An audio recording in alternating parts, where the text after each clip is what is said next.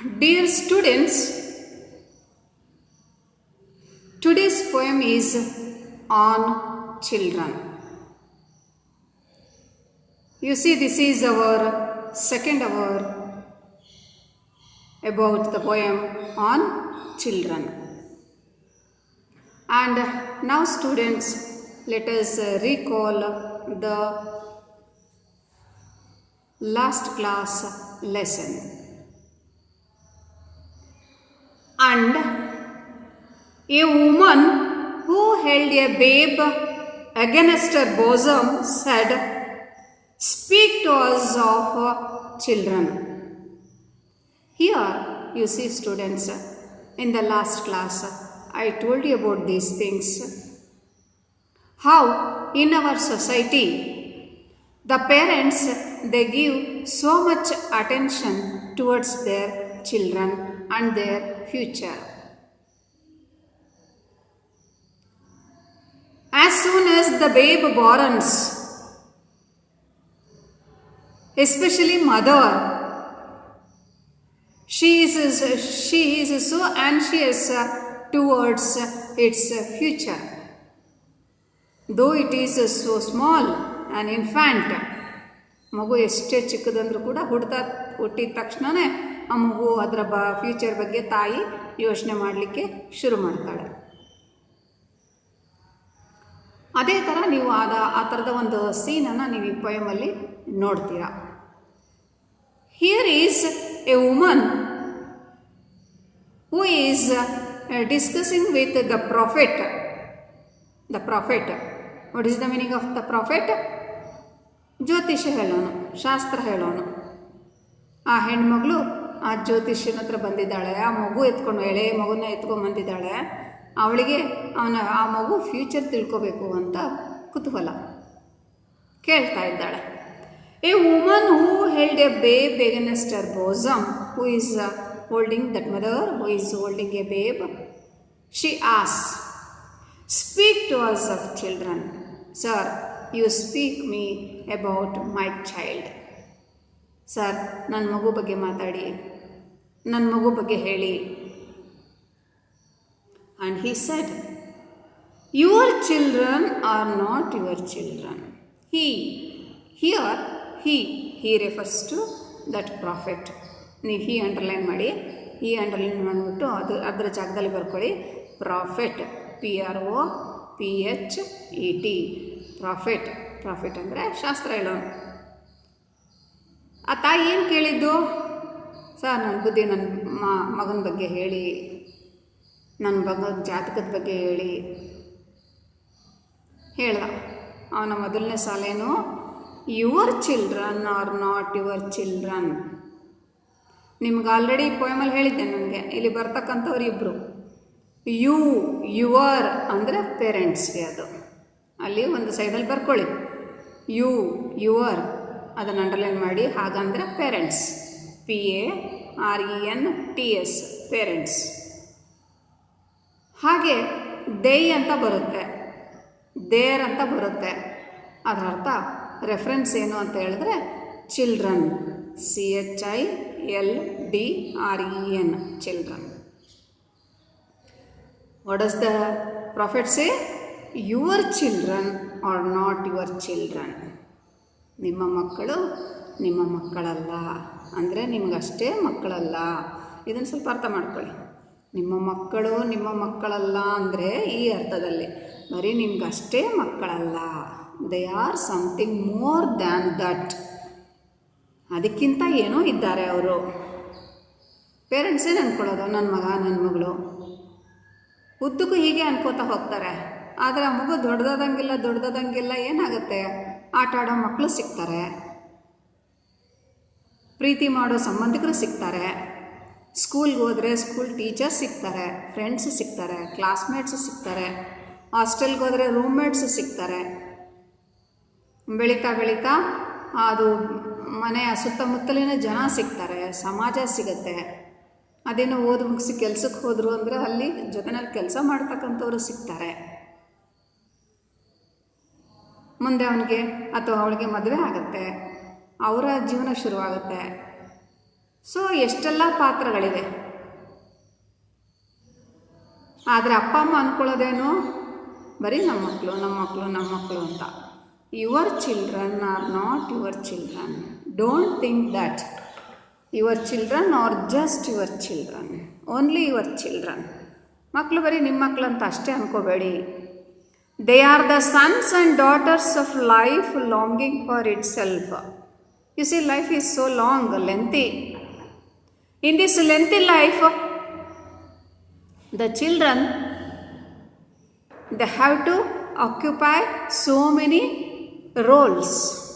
ಎಷ್ಟೋ ಪಾತ್ರಗಳನ್ನ ವಹಿಸ್ಕೋತಾ ಆಗ್ತಾರೆ. ಕೊನೆ ತನಕ ಲೆಕ್ಕವಿಲ್ಲದಷ್ಟು ಪಾತ್ರಗಳಲ್ಲಿ ಕೂತ್ಕೋತಾರೆ. Not just sons and daughters, ಬರೀ ಮಗ ಮಗಳಾಗೆ ಕೂತ್ಕೊಳ್ಳೋದಿಲ್ಲ ಅವರು, ಅಷ್ಟೇ ಉಳಿಯೋದಿಲ್ಲ, ಇನ್ನೇನೆಲ್ಲ ಆಗ್ತಾ ಹೋಗ್ತಾರೆ. They come through you but not from you. Yes, definitely. Children, they ಅಂತಂದ್ರೆ ಹೇಳಿದೆ ನಿಮಗೆ, they ಅಂದರೆ ಅಂಡರ್ಲೈನ್ ಮಾಡಿ, ಚಿಲ್ಡ್ರನ್ ಅಂತ.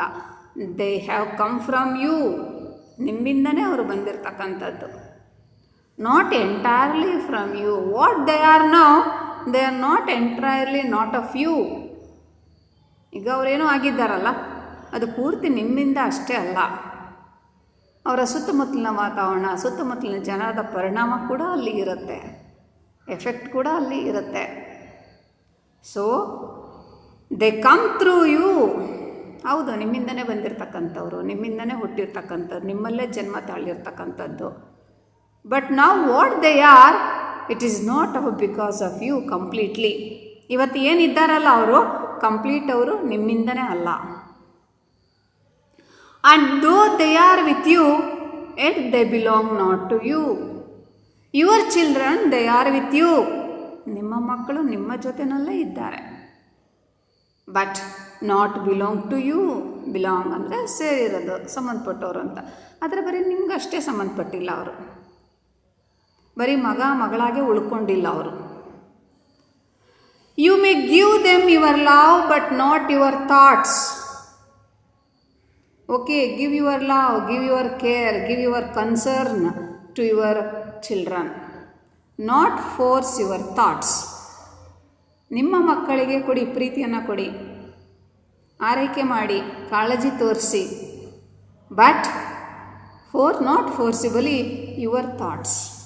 ಥಾಟ್ಸ್ ಅಂದರೆ ಆಲೋಚನೆಗಳು, ನಿಮ್ಮ ಆಲೋಚನೆಗಳು, ನಿಮ್ಮ ಯೋಚನೆಗಳು, ನಿಮ್ಮ ರೀತಿಗಳು, ಅವುಗಳನ್ನ ಮಕ್ಕಳ ಮೇಲೆ ಫೋರ್ಸಿಬಲಿ ಹಾಕಬೇಡಿ, ಬಲವಂತಕ್ಕೆ ಹಾಕಬೇಡಿ. It is right, you have to give your love. ಹೌದು, ಆ್ಯಸ್ ಎ ಪೇರೆಂಟ್, ಅಪ್ಪ ಅಮ್ಮನಾಗಿ ನೀವು ಪ್ರೀತಿಯನ್ನು ತೋರಿಸಿ, ಕಾಳಜಿ ತೋರಿಸಿ, ಆರೈಕೆ ಮಾಡಿ, ಎಲ್ಲ ಮಾಡಿ, but not forcible your thoughts. Thoughts ಅಂದರೆ ಆಲೋಚನೆಗಳು, ನಿಮ್ಮ ಆಲೋಚನೆಗಳನ್ನು ಬಲವಂತವಾಗಿ ಅವರ ಮೇಲೆ ಹಾಕಬೇಡಿ. ಬಿಕಾಸ್ ಫಾರ್ ಅಂದರೆ because they have their own thoughts. Why? Because children have their own thoughts. ಯಾಕೆ ನಮ್ಮ ಯೋಚನೆಗಳು ಅವರಿಗೆ ಬೇಡ? ಯಾಕೆ ಹಾಕಬಾರ್ದು? ಯಾಕೆಂದರೆ ಆ ಮಕ್ಕಳಿಗೆ ಅವರದೇ ಆದ ಥಾಟ್ಸ್ ಇದೆ, ಅವರದೇ ಆದ ಆಲೋಚನೆಗಳಿರುತ್ತೆ. ಮಗು ದೊಡ್ಡದಾಗ್ತಾ ತನ್ನದೇ ರೀತಿ ನೀತಿಯನ್ನು ಬೆಳೆಸ್ಕೊಳ್ಳುತ್ತೆ. ಆಗ ನಮಗೂ ಅವ್ರಿಗೂ ಒಂದು ಏಜ್ ಗ್ಯಾಪ್ ಬರುತ್ತೆ, ಅಥವಾ ಜನ್ರೇಷನ್ ಗ್ಯಾಪ್ ಬರುತ್ತೆ. ನಮಗೂ ಅವ್ರಿಗೂ ವ್ಯತ್ಯಾಸ ಇರುತ್ತೆ. ನಾವು ನಮ್ಮಂತಲೇ ಮಗು ಆಗಬೇಕು ಅಂದ್ಕೋಬಾರ್ದು. ಮಗು ಸುತ್ತಮುತ್ತಲಿನ ವಾತಾವರಣ ನೋಡಿಕೊಂಡು ತನ್ನ ಯಾವುದೋ ಒಂದು ಇಮೇಜನ್ನು ಬೆಳೆಸ್ಕೊಂಡಿರುತ್ತೆ, ಏನೋ ಪರ್ಸ್ನಾಲಿಟಿ ಕಟ್ಕೋತಾ ಇರುತ್ತೆ. ನಾವು ಯೋಚನೆ ಮಾಡಿದ ರೀತಿ ಆ ಮಗು ಯೋಚನೆ ಮಾಡ್ತಾ ಇರಲ್ಲ ಎಷ್ಟೋ ಸಂದರ್ಭಗಳಲ್ಲಿ. So we should not force our thoughts.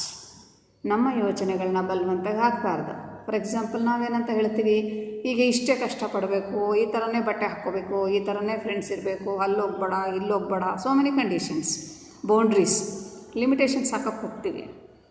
But children they want to grow in the society. ಸಮಾಜದಲ್ಲಿ ಬೆಳಿಬೇಕು ಅಂತ ಇದ್ದಾರೆ. ಏನೆಲ್ಲ ನೋಡ್ತಾ ಇರ್ತಾರೆ, ಕೇಳ್ತಾ ಇರ್ತಾರೆ, ಅನುಭವ ಪಡ್ಕೊತಾ ಇರ್ತಾರೆ, ಏನೋ ಬುದ್ಧಿ ಕಲಿತಿರ್ತಾರೆ, ಅಥವಾ ತಪ್ಪು ಮಾಡ್ತಿರ್ತಾರೆ, ಬೀಳ್ತಿರ್ತಾರೆ, ಹೇಳ್ತಿರ್ತಾರೆ, ತಿದ್ಕೋತಾ ಇರ್ತಾರೆ, ತಪ್ಪು ಮಾಡ್ತಾನೇ ಇರ್ತಾರೆ. They have their own thoughts. You may house their bodies but not their souls.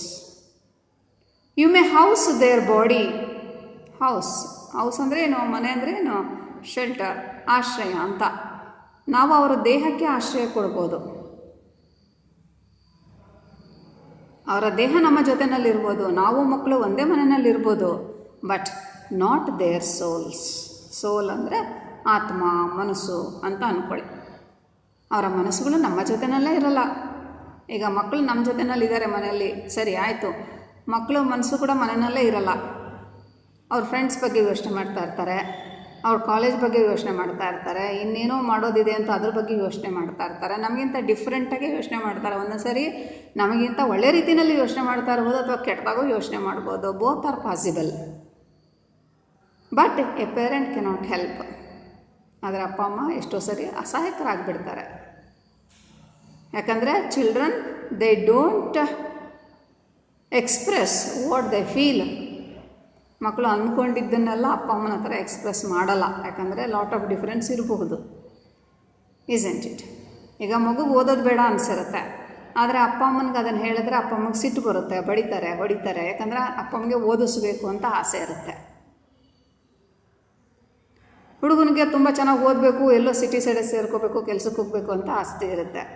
ಆದರೆ ಅಪ್ಪ ಅಮ್ಮಂಗೇನು ಬೇಡ, ಒಂದಿಷ್ಟು ಎಜುಕೇಷನ್ ಸಾಕು, ಮನೆಯಲ್ಲೇ ಇರಲಿ, ನಮ್ಮ ಕೆಲಸಗಳನ್ನೇ ನೋಡ್ಕೊಂಡಿರಲಿ, ನಮ್ಮ ಜೊತೆಯಲ್ಲೇ ಇರಲಿ ಅಂತ ಬೇರೆ ಏನೋ ಯೋಚನೆ ಮಾಡ್ತಾ ಇರ್ತಾರೆ. Lot of difference. Here you may house their bodies but not their souls.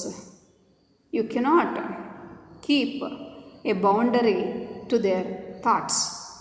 ಅವರ ಯೋಚನೆಗಳಿಗೆ ನೀವು ಒಂದು ಬೌಂಡ್ರಿ ಹಾಕಲಿಕ್ಕೆ ಸಾಧ್ಯ ಇಲ್ಲ. For their souls dwell in the house of tomorrow. They live in the house of tomorrow. ಅವ್ರ ಮನಸ್ಸು ಎಲ್ಲಿರುತ್ತೆ? They are thinking about tomorrow. Tomorrow, ನಾಳೆ ಬಗ್ಗೆ ಯೋಚನೆ ಮಾಡ್ತಾ ಇರ್ತಾರೆ. The children usually they think about tomorrow, which you cannot visit, not even in your dreams, which you parents you cannot imagine in your dream also. ನಿಮ್ಮ ಕನಸಲ್ಲೂ ಕೂಡ ನೀವೇನು ಅಂತ ಅಂದ್ಕೊಳ್ಳಿಕ್ಕೆ ಸಾಧ್ಯನೇ ಇಲ್ಲ. ಮಕ್ಕಳ ಮನಸ್ಸಲ್ಲಿ ಏನಿದೆ ಅಂತ ನಿಮ್ಗೆ ಗೊತ್ತಾಗಲ್ಲ, ನಿಮ್ಮ ಕನಸಲ್ಲೂ ಕೂಡ ಅದು ಗೊತ್ತಾಗಲ್ಲ ಏನು ಅಂತೇಳಿ. ಅಂದರೆ not possible, it is impossible ಅಂತ ಅರ್ಥ. What the children think we don't know, because they think about tomorrow. ನಾಳೆ ಬಗ್ಗೆ ಯೋಚನೆ ಮಾಡ್ತಾ ಇದ್ದಾರೆ. ಪೇರೆಂಟ್ಸ್ ಏನು ಹೇಳ್ತಾರೆ? ನೆನ್ನೆ ಹಾಗಿತ್ತು, ನೆನ್ನೆ ಹೀಗಿತ್ತು, ನಾವು ಅಲ್ಲಿದ್ವಿ, ಅಥವಾ ತಪ್ಪಾಯಿತು, ಅಥವಾ ಇನ್ನೇನಾಗಿದೆ, ಸರಿ ಇಲ್ಲ, ಈಗ ಸರಿ ಮಾಡ್ಕೋಬೇಕು, ಇನ್ನೇನೇನೋ ಹೇಳ್ತಾ ಇರ್ತಾರೆ. ಮಕ್ಕಳಿಗೆ ಬುದ್ಧಿ ಹೇಳ್ತಾನೇ ಇರ್ತಾರೆ. ಯಾಕಂದರೆ ಅವರು ಏನು ತಿಳ್ಕೊಂಡಿದ್ದಾರೋ ಆ ರೀತಿ ಬುದ್ಧಿ ಹೇಳ್ತಾ ಇರ್ತಾರೆ. But what the child is doing? It is thinking about tomorrow. ನಾಳೆ ಬಗ್ಗೆ ಯೋಚನೆ ಮಾಡ್ತಾ ಇದೆ. ಪ್ರಪಂಚ ಹೀಗಿದೆ, ಇಷ್ಟು ಚೆನ್ನಾಗಿದೆ, ಹೊರಗಡೆ ಆ ಕಾಲೇಜಿದೆ, ಹೊರಗಡೆ ಇಲ್ಲಿದೆ, ನಾನು ಅಲ್ಲಿ ಹೋಗಬೇಕು, ಹೀಗೆ ಬರಬೇಕು, ಅವ್ರ ಪೇರೆಂಟ್ಸ್ ಆಗಿದ್ದಾರೆ, ಇವ್ರ ಪೇರೆಂಟ್ಸ್ ಹೀಗಿದ್ದಾರೆ ಹೇಳ್ತಾ ಇದ್ದಾರೆ. ಅಪ್ಪ ಅಮ್ಮ ಏನು ತಮ್ಮ ಬಗ್ಗೆ ತಾವು ಹೇಳ್ತಾ ಇರ್ತಾರೆ. You may strive to be like them. Prophet is asking the parents, you try to become just like them. ನೀವು ಟ್ರೈ ಮಾಡಿ, ಪ್ರಯತ್ನ ಮಾಡಿ, ನೀವು ನಿಮ್ಮ ಮಕ್ಕಳ ಥರ ನೀವೇ ಆಗಿಬಿಡಿ. What the children like, what they aspire to do, you try to become like them. ಅವ್ರಿಗೇನು ಆಸೆ ಇದೆ, ಅವ್ರೇನು ಅಂದ್ಕೊಂಡಿದ್ದಾರೆ, ನೀವು ಅವ್ರ ಥರ ಆಗಿಬಿಡಿ. But seek not to make them like you, but never try to make them like you. ನಿಮ್ಮ ಥರನೇ ಅವ್ರು ಆಗಬೇಕು ಅಂತ ಪ್ರಯತ್ನ ಮಾಡೋಕ್ಕೆ ಹೋಗಬೇಡಿ. ಈಗ ನಾನೇನೋ ಇದ್ದೀನಿ, ನನ್ನ ಥರನೇ ನನ್ನ ಮಗು ಆಗಬೇಕು, ನನ್ನ ಥರನೇ ನನ್ನ ಮಕ್ಕಳು ಬೆಳಿಬೇಕು ಅಂದ್ಕೋಬೇಡಿ. ನಾನು ಇರ್ತಕ್ಕಂಥ ಟೈಮೇ ಬೇರೆ, ಮಕ್ಕಳ ಟೈಮ್ ಬೇರೆ. There is generation gap, there is age gap. For life goes not backward nor tarries with yesterday. Life does not go backward. ಜೀವನ ಏನಿದೆ ಇದು ಮುಂದಕ್ಕೆ ಹೋಗಲ್ಲ. ಲೈಫ್ ಡಸ್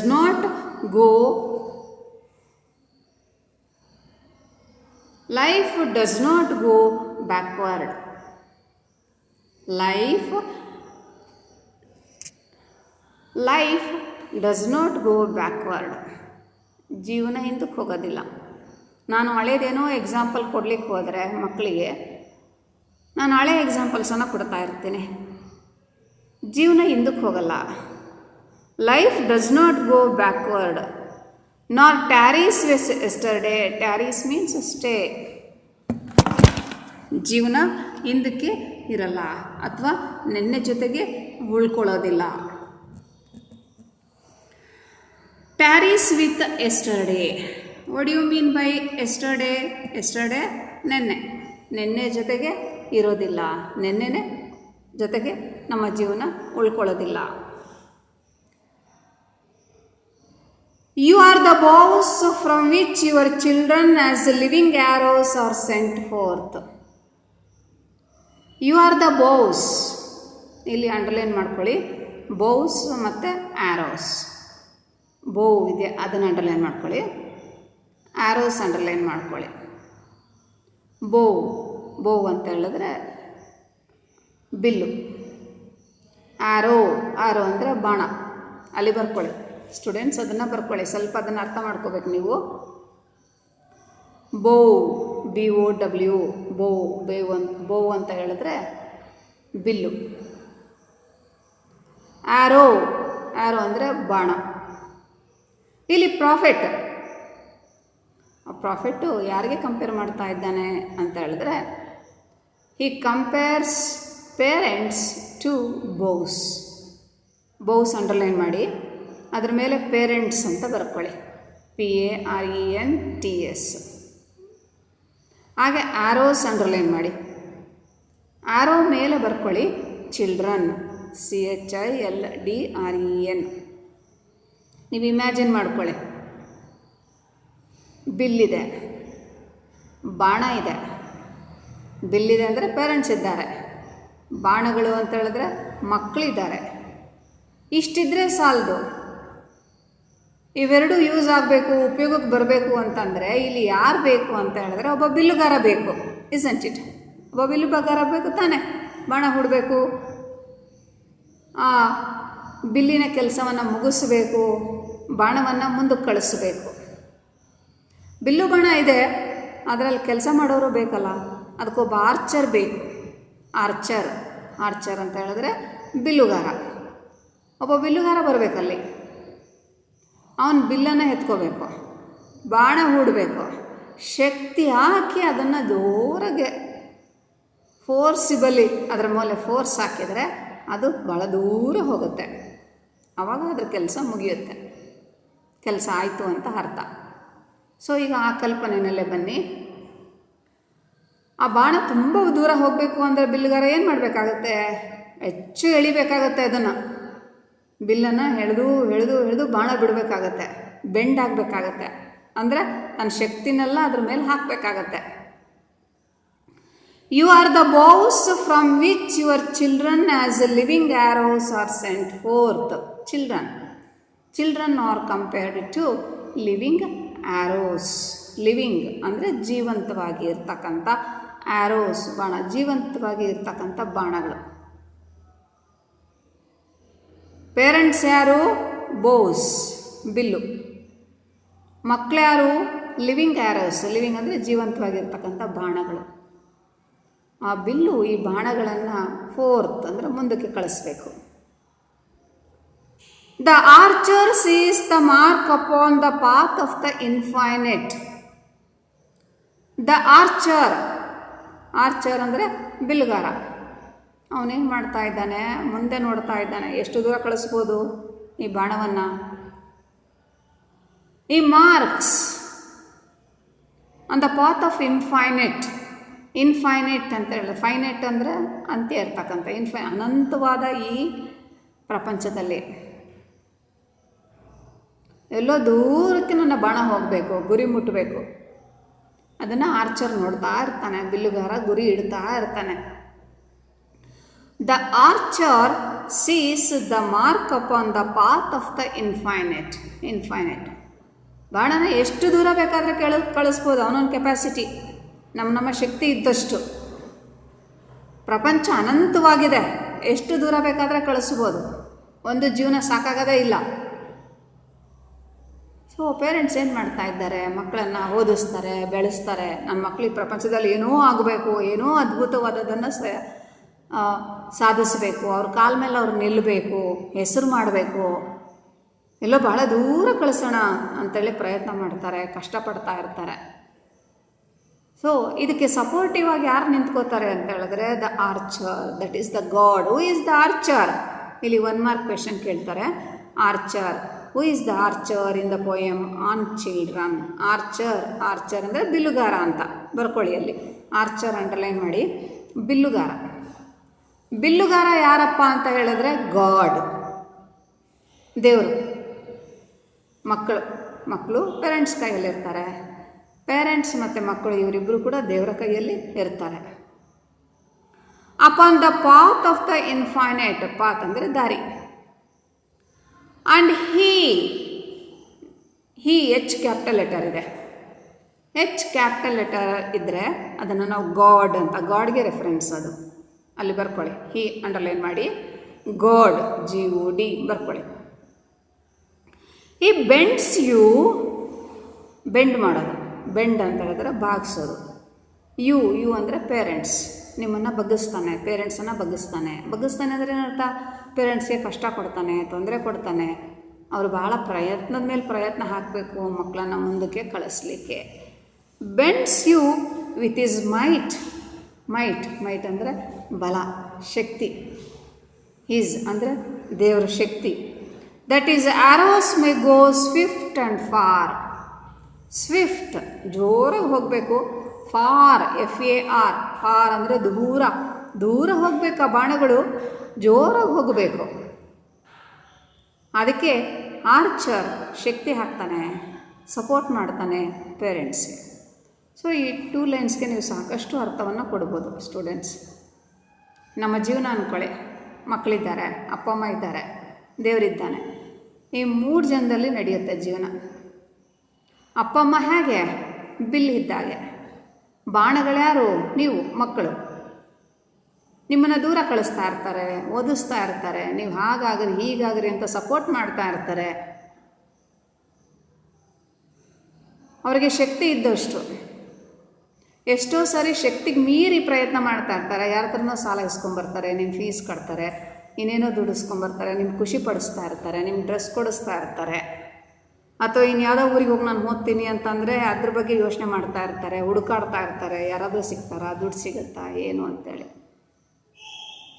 ನಾವೇನಿದ್ದೀವಿ ಪೇರೆಂಟ್ಸ್ ಯೋಚನೆ ಮಾಡ್ತಾರೆ, ನಾವೇನಿದ್ದೀವಿ ನಮಗಿಂತ ಚೆನ್ನಾಗಿ ನಮ್ಮ ಮಕ್ಕಳು ಆಗಬೇಕು, ನಮಗಿಂತ ಕಡಿಮೆ ಆಗಬಾರ್ದು, ನಮಗಿಂತ ನಮ್ಮ ಮಕ್ಕಳು ಚೆನ್ನಾಗಾಗಬೇಕು.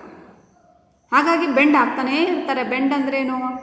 ಈಗ ಫಾರ್ ಎಕ್ಸಾಂಪಲ್ ನೀವು ಕಾಲೇಜಿಗೆ ಸೇರಿದ್ರೆ ನಿಮ್ಮ ಅಡ್ಮಿಷನ್ ಫೀಸು, ಹಾಸ್ಟ್ಲು ಫೀಸು ಎಲ್ಲ ಸಾಲ ಮಾಡಿ ಕಟ್ತಾರೆ. ಸ್ವಲ್ಪ ಆದ ತಕ್ಷಣ ಏನಾಗುತ್ತೆ, ಎಕ್ಸಾಮ್ ಬರುತ್ತೆ, ನಿಮಗೇನೋ ಫುಡ್ ಬೇಕಾಗುತ್ತೆ, ಹೊರಗಡೆ ಏನೋ ಖರ್ಚು ಮಾಡ್ತಾ ಇರ್ತೀರ, ತಿಂತಾ ಇರ್ತೀರ, ಖರ್ಚಿಗೆ ದುಡ್ಡು ಬೇಕು. ಮತ್ತು ಅದಕ್ಕೆ ತಕ್ಕನಾಗೆ ನಿಮಗೆ ಬೇರೆ ಬೇರೆ ಬಟ್ಟೆಗಳು ಬೇಕು, ಅದನ್ನೆಲ್ಲ ಹೊಲಿಸ್ಕೊಡ್ಬೇಕು. ಸ್ವಲ್ಪ ದಿನ ಆದಮೇಲೆ ಕಾಲೇಜಿಂದ ಯಾವುದೋ ಟೂರ್ ಇಡ್ತಾರೆ, ಪಿಕ್ನಿಕ್ ಇಡ್ತಾರೆ, ಅದರ ಖರ್ಚು, ಸಾಲದಲ್ಲೇ ಮತ್ತೆ ಇನ್ನೇನೋ ಅಡ್ಜಸ್ಟ್ ಮಾಡಿಕೊಡ್ತಾರೆ. ವರ್ಷ ಮುಗಿತಾ ಬರುತ್ತೆ, ಮತ್ತಿನ್ನು ಮುಂದೇನು, ಹಳೆ ಸಾಲನೇ ತೀರಿಲ್ಲ, ಮತ್ತು ಮುಂದೇನು, ಮುಂದಿನ ವರ್ಷ ಏನು ಮಾಡಬೇಕು, ಎಲ್ಲಿ ಕಳಿಸ್ಬೇಕು, ನೀವೇನೋ ಕನಸು ಕಾಣ್ತಾ ಇರ್ತೀರ, ನಾನು ಅಲ್ಕೋಬೇಕು, ಇಲ್ಲಿ ಪೇರೆಂಟ್ಸ್ ಕೈಲಿ ಆಗ್ತಾ ಇರಲ್ಲ. ಆದರೂ ಅದನ್ನು ಮುಚ್ಚಾಕ್ಕೊಂಡು ನಿಮಗೇನೋ ವ್ಯವಸ್ಥೆ ಮಾಡಿಕೊಡ್ತಾ ಇರ್ತಾರೆ. So they are taking risk after risk. Why? Because to send their children far away on this path of infinite. ಈ ಪ್ರಪಂಚದ ದಾರಿನಲ್ಲಿ ಎಲ್ಲೋ ಅವ್ರನ್ನ ಕಳಿಸ್ಬೇಕು, ನಮಗಿಂತ ಚೆನ್ನಾಗಿ ಮಾಡಬೇಕು ಅವ್ರನ್ನ, ಅದಕ್ಕೆ ಕಷ್ಟಪಡ್ತಾ ಇರ್ತಾರೆ. Who supports this action? ಈ ಆ್ಯಕ್ಷನ್, ಈ ಕೆಲಸವನ್ನು ಸಪೋರ್ಟ್ ಮಾಡೋರು ಯಾರು? The archer. Archer is the god above. Let your bending in the archer's hand be for gladness. What does the prophet say? ಆ ಜ್ಯೋತಿಷಿ ಏನು ಹೇಳ್ತಾ ಇದ್ದಾರೆ? S, you bend. ಪೇರೆಂಟ್ಸ್ ಕೇಳ್ತಾ ಇದ್ದಾನೆ, ನೀವು ಕಷ್ಟಪಡಿ, ಪ್ರಯತ್ನ ಮಾಡಿ. You take that bending with happiness. ಸಂತೋಷ. ನೀವು ಕಷ್ಟಪಡ್ತಾ ಇದ್ದೀರಲ್ಲ, ಅದರಲ್ಲಿ ಸಂತೋಷ ಇದೆ. ಈಗ ಕಷ್ಟಪಟ್ಟು ಫೀಸ್ ಕಟ್ಟಿದ್ದಾಯಿತು, ಬಟ್ಟೆ ಕೊಡಿಸಿದ್ದಾಯಿತು, ಎಲ್ಲ ಆಯಿತು, ನೀವು ಏನೋ ಡಿಸ್ಟಿಂಕ್ಷನ್ ಬಂದ್ರಿ, ಫಸ್ಟ್ ಕ್ಲಾಸ್ ಬಂದ್ರಿ, ಅಪ್ಪ ಅಮ್ಮಂಗೆ ಖುಷಿ ಆಗುತ್ತೆ. ಆ ಖುಷಿನೇ ಸಾಕು ಅವರಿಗೆ. ಮತ್ತು ನಿಮ್ಮನ್ನು ಮುಂದಿನ ವರ್ಷ ಕಳಿಸ್ಲಿಕ್ಕೆ ಏನಾದರೂ ಅಡ್ಜಸ್ಟ್ ಮಾಡ್ತಾರೆ. So the prophet ask the parents to take or to put the effort with gladness. Happiness. Gladness ಅಂದರೆ ಹ್ಯಾಪಿನೆಸ್. ನೀವು ಕಷ್ಟಪಡಿ, ಮಕ್ಕಳಿಗೋಸ್ಕರ ಕಷ್ಟಪಡಿ, ಪ್ರಯತ್ನ ಮಾಡಿ. ಹೇಗೆ ಅಂತ ಹೇಳಿದ್ರೆ ಸಂತೋಷವಾಗಿ ಮಾಡಿ, ಮನಸ್ಪೂರ್ವಕವಾಗಿ ಮಾಡಿ ಅದನ್ನು. For even has he loves the arrow that flies, so he loves also the above that is stable. How God not only loves the children, he loves parents also. ಅನಿಸುತ್ತೆ ಹಾಗಾದರೆ ದೇವರಿಗೆ ಮಕ್ಕಳು ಕಂಡ್ರೆ ಭಾಳ ಪ್ರೀತಿ ಅಂತ. ಮಕ್ಕಳ ಮೇಲೂ ಪ್ರೀತಿ, ಹಾಗೆ ಪೇರೆಂಟ್ಸ್ ಮೇಲೂ ಅಷ್ಟೇ ಪ್ರೀತಿ ಇದೆ. ಮಕ್ಕಳು ಹೇಗೆ ಅಂತ ಹೇಳಿದ್ರೆ ಮೂವಿಂಗ್, ಅವರು ಚಲನೆ ಇರುತ್ತೆ, ಮಕ್ಕಳು ಮುಂದೆ ಹೋಗ್ತಾ ಇರ್ತಾರೆ, ಅವ್ರು ಕೊಂಡ್ರು ದೇವರಿಗೆ ಪ್ರೀತಿ. ದ ಪೇರೆಂಟ್ಸ್ ಆರ್ ಸ್ಟೇಬಲ್ ಅಂತ ಹೇಳಿದ್ರೆ ಇದ್ದ ಜಾಗದಲ್ಲೇ ಇರ್ತಕ್ಕಂಥದ್ದು. ತಂದೆ ತಾಯಿ ಇದ್ದ ಜಾಗದಲ್ಲೇ ಇರ್ತಾರೆ. ಈಗ ಫಾರ್ ಎಕ್ಸಾಂಪಲ್ ಹಳ್ಳಿನಲ್ಲಿ ಮನೆ ಇದೆ ಅಂದ್ಕೊಳ್ಳಿ, ನಿಮ್ಮನ್ನು ಎಲ್ಲೋ ಬೇರೆ ಕಾಲೇಜಿಗೆ ಕಳಿಸ್ತಾರೆ, ಸಿಟಿ ಕಡೆ ಕಳಿಸ್ತಾರೆ, ನೀವೆಲ್ಲ ತಿರುಗಾಡ್ಕೊಂಡು ಬರ್ತೀರಾ. ಅಪ್ಪ ಅಮ್ಮ ಎಲ್ಲಿದ್ದಾರೆ? ಅವರು ಇದ್ದ ಜಾಗದಲ್ಲೇ ಇದ್ದಾರೆ, ಅದೇ ಗುಡಿಸ್ಲಲ್ಲಿದ್ದಾರೆ, ಅದೇ ಮನೆಯಲ್ಲೇ ಇದ್ದಾರೆ. ನೀವು ತರ್ತಕ್ಕಂಥ ಒಳ್ಳೆ ಸುದ್ದಿಗಳಿಗೋಸ್ಕರ ಕಾಯ್ತಾ ಇರ್ತಾರೆ. ನೀವು ಬರ್ತೀರಾ, ನಂಗೆ ಒಳ್ಳೆ ರಿಸಲ್ಟ್ ಬಂತು, ನಾನು ಚೆನ್ನಾಗಿ ಓದ್ಬಿಟ್ಟೆ, ಹಿಂಗಾಯಿತು ಹಂಗಾಯಿತು ಹೇಳ್ತೀರಾ, ಸ್ಪೋರ್ಟ್ಸಲ್ಲಿ ಗೆದ್ದಿದ್ದೀನಿ, ಹಿಂಗಾಗಿದೆ, ಫಸ್ಟ್ ಪ್ರೈಸ್ ತೊಗೊಂಡಿದ್ದೀನಿ ಅಂತ ಹೇಳ್ತಿರ್ತೀರಿ. ಅಪ್ಪ ಅಮ್ಮಂಗೆ ಫುಲ್ ಖುಷಿಯಾಗಿಬಿಡುತ್ತೆ. ಅದನ್ನು ಎಲ್ಲರ ಹತ್ರ, ಅಕ್ಕಪಕ್ಕದವ್ರೆಲ್ಲರ ಹತ್ರ ಹೇಳ್ಕೊಂಬರ್ತಾರೆ, ನಮಗ ಭಾಳ ಚೆನ್ನಾಗಿ ಓದ್ತಾ ಇದ್ದಾನೆ, ನಾವು ಕಳಿಸಿದ್ದು ಭಾಳ ಒಳ್ಳೇದಾಯಿತು, ಹೀಗೆ ಬರ್ತಿದ್ದಾನೆ, ಹಾಗಿದೆ ಹೀಗಿದೆ ಅಂತ ಹೇಳ್ತಾ ಇರ್ತಾರೆ. ಅವ್ರಿಗೆ ಅದೇ ಖುಷಿ. ಕಷ್ಟಪಡ್ತಿರ್ತಾರೆ, ಸಾಲ ಮಾಡ್ತಾ ಇರ್ತಾರೆ, ಜೊತೆಯಲ್ಲಿ ಸಮಾಧಾನ ಯಾವಾಗ ನಿಮ್ಮಿಂದ ಒಳ್ಳೆ ಸುದ್ದಿ ಬಂದಾಗ. ಅದೇ ನೀವೇನಾದರೂ ಟೀಚರ್ ಫೋನ್ ಮಾಡಿ ನಿಮ್ಮ ಹುಡುಗ ಹಾಳಾಗ್ತಾ ಇದ್ದಾನೆ, ಕೆಡ್ತಾ ಇದ್ದಾನೆ, ಸರಿಯಾಗಿ ಓದ್ತಾ ಇಲ್ಲ, ಫೇಲ್ ಆಗ್ತಾ ಇದ್ದಾನೆ, ಮಾರ್ಕ್ಸ್ ಇಲ್ಲ, ಅಬ್ಸೆಂಟ್ ಇದ್ದಾನೆ ಅಂತ ಹೇಳಿಬಿಟ್ರೆ ನಿಮ್ಗಿನ್ನೂ ಭಾಳ ನೋವಾಗ್ಬಿಡುತ್ತೆ, ಭಾಳ ಬೇಜಾರು ಮಾಡ್ಕೋತೀರಾ, ಅಳ್ತೀರಾ, ದುಃಖ ಪಡ್ತೀರಾ, ಮಕ್ಕಳನ್ನ ಕರಿತೀರಾ, ಬೈದರೆ ಮಕ್ಕಳಿನ್ನ ಹಾಳಾಗ್ತಾರೆ, ಯೋಚನೆ ಮಾಡ್ತೀರಾ. So here the prophet says, you put your effort with happiness. God, he loves both of you. Don't think that God loves only children. ಹಾಗೆ ಅನ್ಕೋಬೇಡಿ, ದೇವರು ಬರೀ ಮಕ್ಕಳನ್ನ ಮಾತ್ರ ಪ್ರೀತಿ ಮಾಡೋದು ಅಂತ. ದೇವರು ತಂದೆ ತಾಯಿನ ಪ್ರೀತಿ ಮಾಡ್ತಾನೆ. ಯಾಕಂದರೆ ಆ ಮಕ್ಕಳು ಮುಂದೆ ಹೋಗಲಿಕ್ಕೆ ಕಾರಣ ಯಾರು ಅಂದರೆ ಅಪ್ಪ ಅಮ್ಮ. ನಿಮ್ಗೇನಾದರೂ ಒಳ್ಳೆಯ ವಿಷಯ ಹೇಳಿದ್ರೆ ಫಸ್ಟ್ ನಿಮಗೇನೋ ಅಮ್ಮನಿಗೆ ತಲುಪಿಸ್ಬೇಕು, ಅಪ್ಪನಿಗೆ ಹೇಳಬೇಕು, ಖುಷಿ. ಯಾಕಂದರೆ ಅದರ ಹಿಂದೆ ಅಪ್ಪ ಅಮ್ಮಗಳ ಸಾಹಸ ಇರುತ್ತೆ, ಅಪ್ಪ ಅಮ್ಮಗಳ ಪ್ರಯತ್ನ ಇರುತ್ತೆ. So here the prophet says that God, he loves both the bows and arrows. The arrows who are going fast and the bow that is stable in the same place. ನೀವು ಹೋದಾದ್ಮೇಲೆ ಏನು ಮಾಡ್ತೀರಾ? ಎಲ್ಲೋ ಕೆಲಸ ತೊಗೊಳ್ತೀರಾ, ದೂರ ಹೋಗ್ತೀರಾ, ಅಪ್ಪ ಅಮ್ಮನ ಬಿಟ್ಟು ಹೋಗ್ತೀರಾ. ಆದರೆ ಅಪ್ಪ ಅಮ್ಮ ಎಲ್ಲಿದ್ದಾರೆ? ಅದೇ ಹಳ್ಳಿನಲ್ಲಿದ್ದಾರೆ, ಅದೇ ಮನೆಯಲ್ಲೇ ಇದ್ದಾರೆ. ಅವರ ಪರಿಸ್ಥಿತಿ ಏನೂ ಬದಲಾಗಿಲ್ಲ, ನೀವು ಬದಲಾಗ್ತಾ ಇದ್ದೀರಾ. ಆಮೇಲೆ ಬರ್ತಾ ಏನಾಗುತ್ತೆ, ತಂದೆ ತಾಯಿ ನಿಮಗೆ ಔಟ್ಡೇಟೆಡ್ ಆಗ್ತಾರೆ. ಅಂದರೆ ಅವ್ರಿಗೆ ಕಾಲಕ್ಕೆ ಸೂಟ್ ಆಗೋಲ್ಲ. ನೀವು ಯಾರಾದರೂ ಹೊರಗಡೆ ಸಿಟಿನಲ್ಲಿ ಹೋದರೆ ಯಾರಿಗಾದ್ರೂ ಪರಿಚಯ ಮಾಡ್ಕೊಳ್ಬೇಕಂದ್ರೆ ನಿಮ್ಗೆ ಅಪ್ಪ ಅಮ್ಮ ಪರಿಚಯ ಮಾಡ್ಕೊಳ್ಳಿಕ್ಕೆ ಇಷ್ಟ ಆಗೋಲ್ಲ. ಯಾಕಂದರೆ ಅಪ್ಪ ಅಮ್ಮ ಔಟ್ಡೇಟೆಡ್, ಅದೇ ಹಳೆ ಬಟ್ಟೆ, ಅದೇ ಇದರಲ್ಲೇ ಇದ್ದಾರೆ. ನೀವು ಕಲರ್ಫುಲ್ಲಾಗಿದ್ದೀರಾ. ನೀವು ಕಲರ್ಫುಲ್ಲಾಗಿರೋ ಕಾರಣ ಯಾರು? That parent. ಅವರು ಬಣ್ಣದ ಬಟ್ಟೆ ಹಾಕ್ಕೊಂಡಿದ್ರೆ ನೀವು ಹಾಕ್ಕೊಳ್ತಿರ್ಲಿಲ್ಲ, ನೀವು ಆ ಸ್ಥಿತಿಗೆ ಹೋಗ್ತಾ ಇರಲಿಲ್ಲ. ಅವ್ರು ಅದೇ ರೀತಿ ಉಳ್ಕೊಂಡಿರೋದ್ರಿಂದ ನೀವು ಮುಂದೆ ಹೋಗ್ತಾ ಇದ್ದೀರಾ, ನೀವು ಕಲರ್ಫುಲ್ಲಾಗಿ ಕಾಣಿಸ್ಕೊತಾ ಇದ್ದೀರಾ. God loves both bows and arrows, both parents and children. ದೇವರು ಮಕ್ಕಳನ್ನು ಕೂಡ ಇಷ್ಟಪಡ್ತಾನೆ, ಹಾಗೆ ಅದಕ್ಕೆ ಕಾರಣಕರ್ತರಾದ ತಂದೆ ತಾಯಿಯನ್ನು ಇಷ್ಟಪಡ್ತಾನೆ. ತಂದೆ ತಾಯಿರು ಒಂದು ಕಾಲದಲ್ಲಿ ಅವರು ಮಕ್ಕಳಿದ್ದರಲ್ವ. So here you see the poem on children. Student, ಇದರಲ್ಲಿ ನಿಮಗೆ 1 ಮಾರ್ಕ್ ಕ್ವೆಶನ್ಸು ಸಾಕಷ್ಟು ಹೇಳಿದ್ದೀನಿ, ಲಾಸ್ಟ್ ಕ್ಲಾಸಲ್ಲಿ ಹೇಳಿದ್ದೀನಿ. ಈಗಲೂ ಕೂಡ ಒಂದು 5 ಕ್ವೆಶನ್ಸ್ ಬಂತು. ಏನು? What do the parents give to their children? Answer love. What should not the parents give to their children? Their thoughts. Where do the souls of children dwell? In the house of tomorrow. Bows refers to, bows ಅಂದರೆ ಯಾರು? Parents. Arrows refers to children. Bows refers to parents. Who is the archer in the poem on children? Archer ಅಂದರೆ ಯಾರು? God. So ಇವನ್ನೆಲ್ಲ 1 mark questions ಬರ್ಕೊಳ್ಳಿ. ಈ ಪೂರ್ತಿ summary ಕಲ್ತ್ಕೊಳ್ಳಿ. ನೀವು notes ಮಾಡ್ಕೋಬೇಕು. ನಿಮಗೆ ಟೆಸ್ಟ್ ಇದೆ, ನೆಕ್ಸ್ಟ್ ಮಂತ್ ಟೆಸ್ಟ್ ಇದೆ. ಹಾಗಾಗಿ ನೀವು ಇದು ಫಸ್ಟ್ ಒನ್ ಯಾವುದು? Romeo and Juliet, 2 Deer on children. ಇವು 3 ಕಲ್ತ್ಕೋಬೇಕು. ಫಸ್ಟ್ ಟೆಸ್ಟ್ ಇದೆ, ನೆಕ್ಸ್ಟ್ ಮಂತಲ್ಲಿ ಫಸ್ಟ್ ಟೆಸ್ಟನ್ನು ಮಾಡ್ತೀವಿ. ಸೊ ಈ 3ಕ್ಕೂ ನೀವು ನೋಟ್ಸ್ ಮಾಡ್ಕೊಳ್ಳಿ. ಒಂದು ಎಕ್ಸಸೈಸ್ ಇಡಿ, ಇಂಗ್ಲೀಷ್ ನೋಟ್ಸನ್ನು ಬರ್ಕೊಳ್ಳಿ, ಕಲಿತ್ಕೋಬೇಕು ಸ್ಟೂಡೆಂಟ್ಸ್. ಓಕೆ, ಇಲ್ಲಿಗೆ ಆನ್ ಚಿಲ್ಡ್ರನ್ ಈ ಪೋಯಮ್ ಮುಗಿದಿದೆ. Thank you.